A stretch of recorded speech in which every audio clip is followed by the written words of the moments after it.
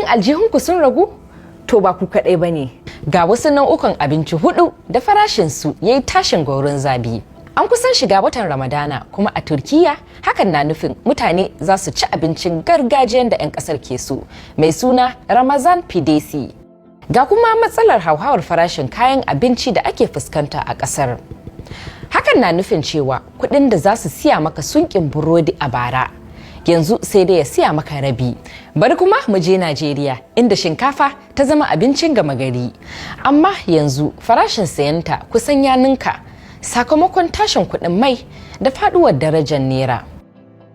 A yanzu mutane na siyan shinkafar da a baya zubar da ita ake yi ko kuma a baiwa dabbobi. Argentina ta yi suna kan yawan dabbobi, to amma a yanzu akwai wasu 'yan ƙasar da ba sa iya sayan naman miya.